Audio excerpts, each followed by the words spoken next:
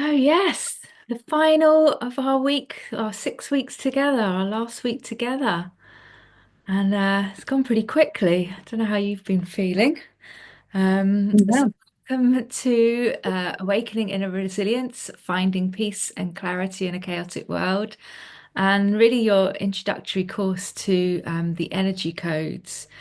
And so I feel that it's been quite empowering for all of us. And yeah, I'm looking forward to your to hearing your feedback at the end of the session. So today we're going to be learning how to clear stored energy, and we're going to use some body techniques to help us to do that. And then we're going to move on to bringing it all together, everything that we learned over the 6 weeks, so that you can go away feeling confident that what you've learned will assist you in making that quantum flip that we've talked about, so that you can really start to live as the soulful self. And so, Sharon, I think you're kicking off this week. Yeah, welcome everybody. I want to welcome you guys and so glad you can all join us for our last session. It's a good one. We're gonna like Victoria said, we're releasing what doesn't serve us anymore and bringing in our soulful self. And I want to take a moment just real quickly to introduce yourself for some that are listening to recording that haven't met us yet. So I'm Sharon Seberg, and I am a, a leadership and executive coach, and I love helping highly sensitive women live their big dreams and create the life of their dreams. So, and then I would like to have Victoria introduce herself. Oh, thank you. So I'm Victoria Hart.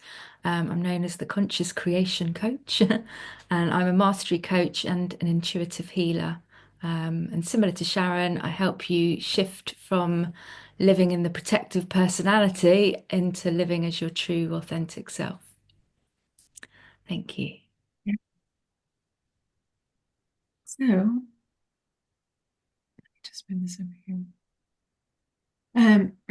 So we're going to start off with this, what's called the clearing code. And so this is about the healing power of the subconscious. And this is really about letting go of limiting beliefs, any kind of stuck energy in the body. Um, and I want to start by talking about how this happens to us. We're meant to live more in the moment. We're not meant to hold on to things. Um, but as our life began to get more and more busy and chaotic and focused on, how productive we can be and all, balancing and juggling and all the things that we do in our life today, um, we started becoming overwhelmed. And that overwhelm can become like a habit almost, like get stuck in our way of being. And our body likes to maintain homeostasis. So it doesn't like to, it likes to know what's next. And so sometimes that way of being can short circuit or get stuck in our bodies, our subconscious mind. And the clearing code is really about removing some of those ways of being that have kind of gotten stuck into our nervous system. Um, you can think of it like a trap door, like um, messages that the chaos is over are not now getting through because our energy system, our nervous system is now used to running in like high alert. And so I think a lot of us have dealt with this, especially those that have felt this burnout or this intense exhaustion. So um, the other way I like to think of limiting beliefs are they're just kind of rules that we set up for ourselves that we are playing out because they're the rules that we said that we want to live by, not on purpose, but that's the way we kind of trained our body. So this is a way to begin to release some of those rules and relax some of that and really uncover the truth of what it is that and how we were meant to be living. So let's jump over to the two practices we're going to do.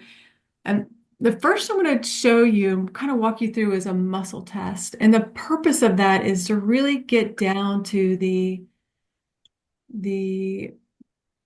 vibration that's keeping it stuck.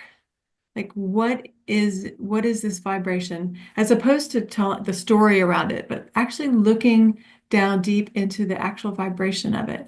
And then the second one is a clearing code meditation. So I'm going to jump over to this self muscle test. I don't know if you guys have tried this before. There's a lot of different ways. Some people use their arms, but what we're going to do today is we're going to use our fingers. And so if everyone could, make a kind of like put their middle finger and their thumb finger together, and then take their second hand and insert it into this hand. And then what we're going to do is think of what we're trying to accomplish. Yeah, just like um like this. That makes sense. And so it's almost like we're going to use, I don't know how well you can see it, but we're going to use our fingers to test this. And what's interesting is what I want you to do first with your fingers like this is we're going to test for truth and not truth. And so I want you to say to yourself, your name. I am Sharon. And then try to open your fingers and I don't know if so I have this finger here and this one's inserted, and then I'm trying to open these. And when I say I am Sharon, it remains together. It's a strong connection. But when I now say I am Victoria, it slightly opens. You can notice it's weak because it knows it's not the truth. So hopefully that gives you a sense for how it feels. And so now what we're going to do is we're going to test on these emotions and see what is causing any, if you have any blocks in your system. And so think about your something you're trying to accomplish, the big thing that you have an intention around. And say these in your mind or out loud if you're on mute. Um, um, Something like fear is in the way of my intention. And then see if it opens. Anger is in the way of my intention. Love is in the way of my intention. Or sadness is in the way of my intention. See if it opens. Enjoyment is in the way of my intention. And judgment is in the way of my intention. I kind of went through those fast, but you can do those later on your own to get some more clarity. And what's interesting, and the first time I did this, I found enjoyment. I'm like, what enjoyment? And it's because I was taking everything so seriously, right? Um, and so the next thing we can do with this, once you've identified that, you can simply create an intention, or let's say a meditation. So now we're gonna go into the second part is creating a letting go meditation. So I'd like to invite you to close your eyes and take some deep breaths. Allow yourself to go into your internal world with your eyes closed. And you can feel in your body anywhere where enjoyment or whatever your word was causing a block in your intention. And allow yourself to begin to generate that loving presence that we went through last week, where you maybe see your heart as this beautiful, shining gold light and allow it to radiate throughout your entire body, seeing this golden light travel to your top of your head as if it's like liquid honey melting down your throat, into your chest, down your back and spinal column. Imagining every single muscle just relaxing, letting go, all the way down into your seat, into your legs, into your arms and hands, all the way down into your feet and into the floor, feeling very held and safe. And take some deep breaths and allow yourself to feel very relaxed. And this higher energy, this love energy, circulating through your body. And now simply ask, please clear any blocks, known or unknown, that is blocking enjoyment from completing my intention, from manifesting my intention.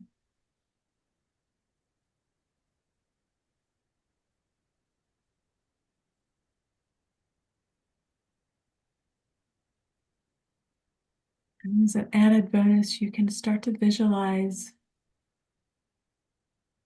that energy, that block going up, leaving your body, leaving your cells, going up into the sun and burning away.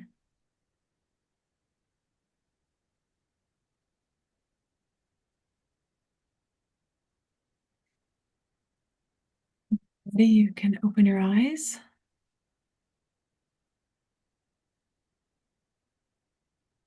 And then you can retest on that. So the neat thing is once you clear on one of those major blocks, it opens up the rest of them. If there's any secondary thing, it's also opened up. So again, you can go through it, for me, I will say, is enjoyment blocking my intention? And now it feels very strong. Hopefully you found that helpful. I want to turn it over to Victoria to go through the spirit code. Yeah, thank you, Sharon. That was really great. I've actually not done that for a little while myself, so it's good to have another practice of it and always curious what shows up. So Mhm. thank you. Okay, so the spirit code, where the many become one. And so true spirituality is really our daily, minute by minute merging of our mind, body, and energy into this one unified force, which is the soulful self. And we engage with with ourselves and take action from a place of this unified self, because we're made of spirit. And so when the mind and spirit collaborate, we experience oneness, which is this quantum flip that we've been talking about. And so while living as the protective personality, we focus our five senses externally. But as we retract our attention to our inner world, then a deeper truth is revealed to us. And we can, the more we're plugged into our inner world, the more we're accessing this deeper truth. And so living in this way really is tapping into our inner wisdom and living as the soulful self. And so, living as spirit, you're either living as spirit or you're living as the protective personality. We can't really dip in of spirituality. Some people think of spirituality as, going to a retreat or I'm going to my yoga class. But, you know, if you're just arriving there and then you have a couple of hours and then you're back out living as your protective personality, then, you're really not going to be able to create the reality that you want, um, not sustainably anyway. And so, just like the seasons of nature, we have cycles of our life seasons. And so, a lot of people think of life being linear, like we're born, we age or grow older, and then we die. But actually, the cycle of life is in like a spiral. It's, circle after circle on top of each other, creating this spiral. And so, we're going through this create, sustain, deconstruct, void process. And then we keep spiraling. Thank you. So each time we're evolving our creatorship, our creations, we're evolving as ourselves. So essentially, we are both the creator and the creation because we're creating our reality in every moment, whether we're aware of it or not. And then we're actually living in our own creation. And so we're in that stage where, we're in that germination stage where the seed starts to be planted within and ignite that spark of inspiration. And then we take action to bring it into our reality. And then, so once we've manifested that, it will sustain it for some time until it's kind of run its course. And then we get into the deconstruct period where that project that we've created, whether it's a version of ourself or an actual physical thing in our reality, we've created it. It sustains for a while. We uh, receive some form of benefit from it and enjoyment. And then we start to notice that the kind of energy flow starts to lose its momentum, and it's a sign that it's deconstructing, ready to birth something new. And so we go through this process. But can you see how, if we were to think of it in terms of our relationships or our careers, how if we don't know that we're in this cycle, we don't know when to kind of let go and allow something new to form. And that, we become quite attached to these people or these things in our life. And so it makes it much harder to kind of just let go and allow that process. And so where most people find themselves really getting stuck or even getting into panic mode is when they slip into that void space and think that something's wrong.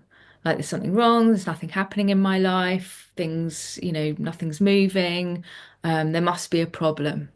And so then we create these stories that there's a problem, and it takes much longer for us to then create something new because we've fallen back into that protective personality state. And as we've said in previous classes, when we're in that mode, we can't really create from our authentic self. We're not really in our creatorship. We might create little things, but they haven't got longevity really. So we really want to be, when we're in that void space, that's when we really need to kind of be open to receiving and trusting that we don't know how long we might be in that void space, just like, that little shoot coming up from being in the dark all through winter and then starting to come to life in the spring. We don't really know how long it's going to take to kind of burst through the soil and see the day of light or the light of day even. But we trust that it's happening. So if we can sit in that void space long enough for that new seed of inspiration to be planted, and then we start to create again, that's when we're just flowing naturally in that cycle of life.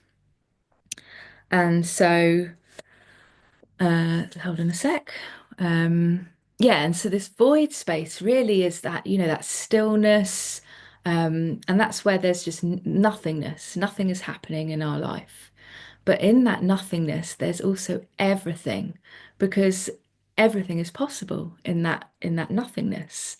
So again, it's like sitting in that nothingness for long enough to allow that next seed of inspiration to come in, and then we take our next action step.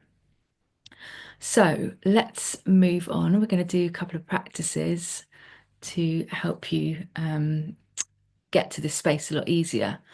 So really understanding how to feel our own experience of spirit within is really tapping into our meditation style, because that is where we become accustomed to, well, how do I recognize my stillness? How do I sit comfortably in that kind of uncomfortable space where nothing much is happening and I'm just waiting for that next step to come through. And so, some of us are visual. So maybe we might like to meditate with like a candle. And so we can light a candle and just sit and focus on the flame and really be present with that flame, just watching the thoughts pass as we stay present with that flame for, I don't know, maybe 5 minutes. Or maybe we're auditory. So we might prefer to listen to like a guided meditation. Um, and or maybe like chanting, anything that kind of again kind of gets us out of that thinking mind, but we've got some focus to keep us present in our bodies. Or maybe there's, we're the feeling type. So maybe you might like to sit and just notice when you breathe. What does the breath feel like when it enters your nose? You might notice that, oh, it feels a bit cool when it enters my nose. I can feel it traveling up my nose, or I can feel it, the breath traveling down my throat, down into my lungs. So it's really recognizing what works for us and getting into that kind of still space and just getting used to being in that state of presence and opening to receiving. And the longer we can do that, that is really where we're connecting to our unique experience of spirit. And another one, of course, is one of my favorites is just walking in nature. And we can use the central channel breath.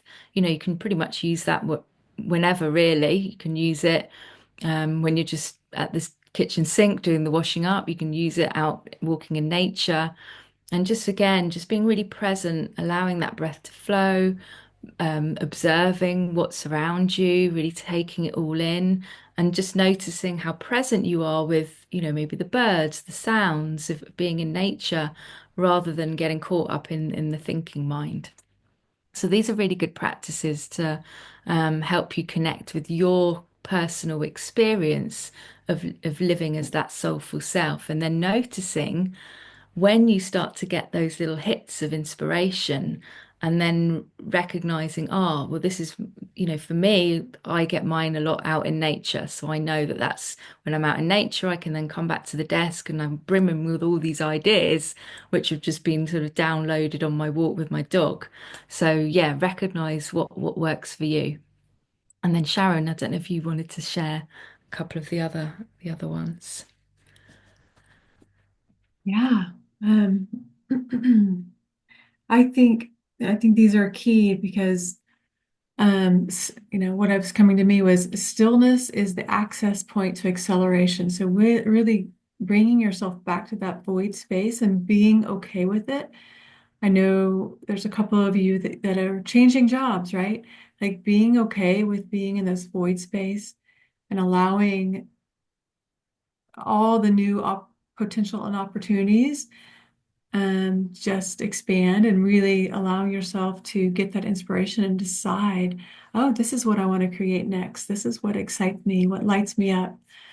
And so, any of these practices Victoria's mentioned are really good for allowing you to go into that voided space, right?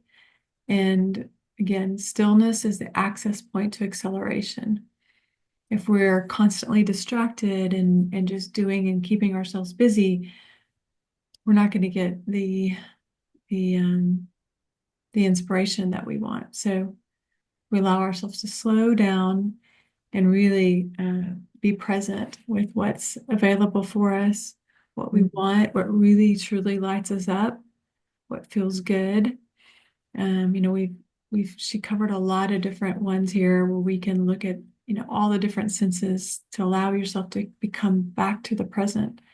My favorite, like Victoria said, is probably walking in nature. Um, yeah, walking or doing something repetitive, like even doing the dishes or taking a shower, you'll notice that it puts our brain into um, a different, not task oriented, but more in that inspiration type um, network, and that's in our brain. So that allows you to have new insights coming in, new connections that you weren't originally making. That, oh, this is why I'm interested in this now. That kind of thing, right? So I love that you just mentioned the shower. You remind me of a conversation I've had in the past where a few of us were laughing because, like, yeah, God is in the shower because that's where we'd get our creative ideas and in the shower. So, here, Just a big thank you from me. It's yeah, been lovely. Yeah, really lovely.